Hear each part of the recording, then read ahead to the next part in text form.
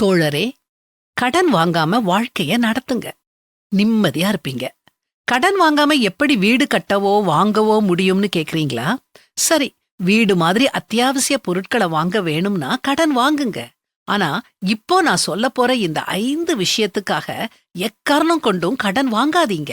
முதல் விஷயம், கடனை அடைக்கிறதுக்காக கடனை வாங்காதீங்க. இந்த லோன வாங்கி அந்த லோன அடைக்க போறேன்னு சொன்னீங்கன்னா அதுக்கு ஒரு முடிவே கிடையாது. இது மேலும் மேலும் உங்கள கடன்காரங்களா ஆக்கிக்கிட்டே போய்கிட்டு இருக்கும்.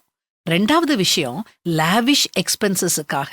அதாவது நம்மள பார்த்து 10 பேர் பிரமிக்கணும், ஆச்சரியப்படணுங்கிறதுக்காக ஆடம்பர பொருட்களை வாங்குறதுக்காக கடன் வாங்காதீங்க. இது உங்கள நீங்களே படுகுழியில தள்ளுறது மாதிரி. 3வது, கடன் குடுக்கறாங்களேன்னு கடன் வாங்காதீங்க. அதாவது இஎம்ஐ ஸ்கீம் இந்த பொருளுக்கு இருக்குது, அல்லது ஒரு கிரெடிட் கார்டு குடுக்கறேன்னு சொல்றாங்க, அதை ஏன் வீணாக்கணும் அப்படின்னு கடன் வாங்காதீங்க. தேவையில்லா பொருளை வாங்கிட்டு மாசா மாசம் இஎம்ஐ கட்டும்போது மாச பட்ஜெட்ல துண்டு விழும். மாச கடைசியில அத்தியாவசிய பொருட்களை வாங்க பணம் இல்லாம திண்டாடுவோம்.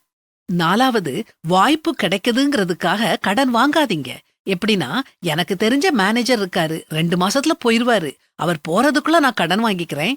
அல்லது ஒரு கவர்மெண்ட் ஸ்கீம் இருக்குது, அந்த வாய்ப்பை நான் ஏன் வீணாக்கணும், அதுக்காக நான் கடன் வாங்குறேன்னு தேவையில்லாத நேரத்துல போய் அந்த வாய்ப்பை பயன்படுத்த கடன் வாங்காதீங்க. 5வது விஷயம், பிறருக்கு உதவி செய்ய போறேன்னு கடன் வாங்காதீங்க. உங்க கையில காசு இல்லைன்னா இல்லன்னு சொல்லிருங்க. நான் கடன் வாங்கி கொடுக்கறேன்னு சொல்லாதீங்க. அல்லது கடன் வாங்கி கொடுக்கறதுக்காக செக்யூரிட்டி சைன் போடாதீங்க. பைபிள்ல இத பற்றி ரொம்ப கிளியரா போட்டிருக்குது. கையடித்து உடன்பட்டு கடனுக்காக பிணைப்படுகிறவர்களில் ஒருவனாகாதே. செலுத்த உனக்கு ஒன்றுமில்லாதிருந்தால் நீ படுத்திருக்கும் படுக்கையையும் அவன் எடுத்துக்கொள்ள வேண்டியதாகுமே. உங்க கையில பணம் இருந்தா மற்றவங்களுக்கு தாராளமா கொடுங்க, அல்லது கடன் கொடுங்க. அதுதான் உண்மையான உதவி.